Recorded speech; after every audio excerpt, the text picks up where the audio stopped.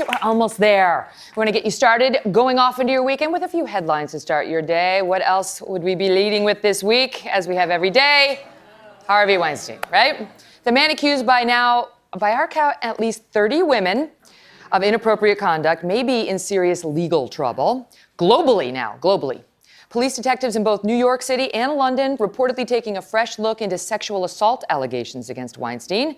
The NYPD says it is reviewing its files to see if anyone else has reported being assaulted by him. And over in England, police are now confirming that they are on the trail of an allegation of sexual assault in the London area in the 1980s. The British media widely reporting that Weinstein is the subject of the investigation. Weinstein denies all allegations of non-consensual sex. As you know, much of the focus on Weinstein that we've seen over the past week or so has been thanks to actress Rose McGowan, right, who found her platform and her voice, really, on Twitter. She's been taking some risks on Twitter with her story. That is until Twitter took away that voice, suspending McGowan's account early on Thursday, saying that she had violated the company's rules by posting someone's personal phone number, which is against the Twitter rules. So she went to Instagram instead and posted, "There are powerful voices at work. Be my voice." Now, one can understand Twitter's strict adherence to its rules, right? I mean, those are the rules. You can't post the phone numbers. Rules like the ones that don't allow one person to harass another on Twitter. Rules that don't allow them to incite harassment against another. Rules that don't allow one person to threat another. Now, who do we know that's ever done that on Twitter? No, not him. Well, him too. Not him, but his attorney, okay? Let me just take you back for a second, okay, to after that first presidential debate. You remember the one, right? Where Donald Trump's longtime lawyer, a guy named Michael Cohen, retweeted a threat directed very personally against yours truly, encouraging folks, and I quote, to gut me, right? We can gut her. And I remember Twitter rushing to enforce its rules. No, I don't. The point is not to dredge up that old dispute. It's to say there's an inconsistency here, and who is Twitter kidding, right? Give me a break. Twitter, do better. Do better. By the way, when she deleted that tweet, they reinstated her. All right. So in more important news, there is a new question that even the New York Times is asking. Should your spouse be your best friend? What do you think? Could be, yes, right? Well, I wanted someone else's opinion on this, so I've asked my good friend Craig Melvin to come. Craig Melvin's here. Hi, how are you? I'm good. Good to see you, too. Have a seat. All right. I know. This is a good-looking audience, by the way. Isn't it? Like, they look good on TV, but then you see them in person, like, wow, these are some attractive people. We're thinking the same about you. Okay, so what do you think of that? Should your spouse be your best friend, or should you have your best friend outside of your marriage? In my marriage, she's my best friend. My wife, Lindsay's my best friend. And it's probably, it's because I don't have other friends. No. You just don't have the time to nurture. But I think, and again, this is just my opinion, I think that, if you're doing it right, that should be the case, shouldn't it? Well, not only did I believe you, and I agree with you, because Doug and I are best friends too. It's not that I don't have other close friends. It's just no other relationship compares to that one. Yes. But the experts are saying that actually you will be happier if your spouse is your best friend. That it will make you a happier person, especially as you get older.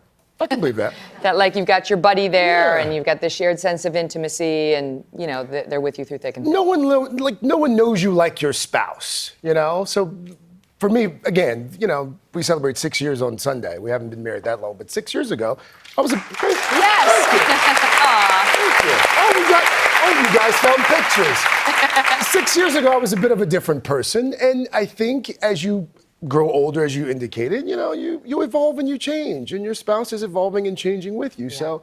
Yeah. And now that I'm saying it out loud, I'm kind of happy about that. You're really owning it. I know, I feel the same. Honestly, I would not have gotten through the past few years of my life without my husband, Doug, who is my best sounding board and everything, and the person whose opinion means the most to me, And I feel like it's a blessing because this is my second marriage, and I didn't know, after my first marriage, I didn't know whether I'd find somebody again. You know how whenever a relationship ends, you're like, I don't know, And I feel really lucky that I married somebody who is my best friend and my best advisor. I met that Doug. He is a special guy. I would imagine it takes a special man to put up with Megyn Kelly on a regular basis. Yeah. Now, you and Doug had a lovely exchange, and I don't think we could go so far as to call it a bromance. No. But those are out there. We might become bromances. Those are out there, and they're in the news, and more guys are coming out and saying that their male friends are really important to them and allow them to show like their intimate side. Like if you want to shed a tear. Really?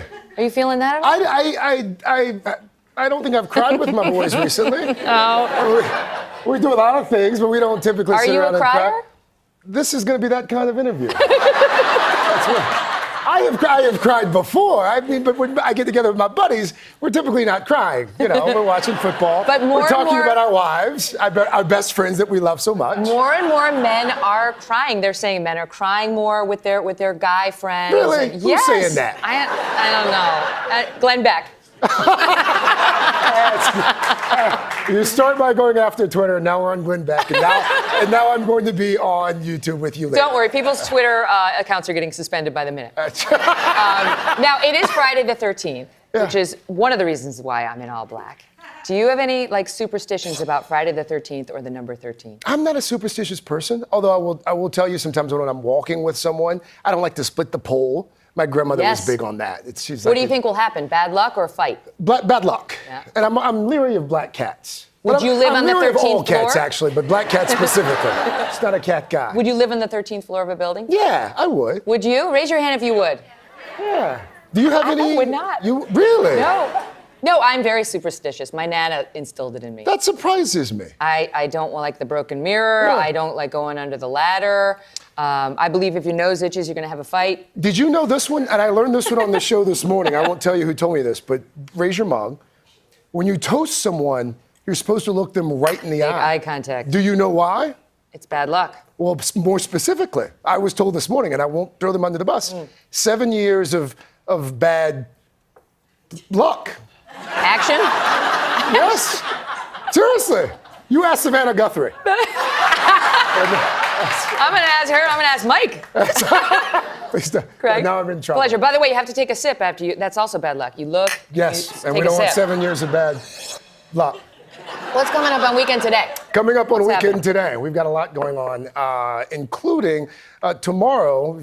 We've got a 90-minute show tomorrow. Sometimes we have 2 minutes, 2 hours. Sometimes we have 90 minutes. But tomorrow on the broadcast, we'll be looking at the wildfires, of course. The wildfires continue to reach out of control in California. The high winds are expected to continue tomorrow.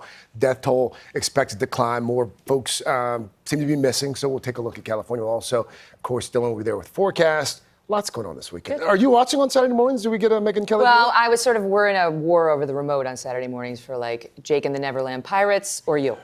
So I'll let you know who wins. I know who's winning that war. I've got a 3-year-old. I know who wins. Great that to war. see you, Craig. Good to see you. Thanks for being here. Hello, Today fans. Thanks for checking out our YouTube channel. Subscribe by clicking that button down there and click on any of the videos over here to watch the latest interviews, show highlights, and digital exclusives.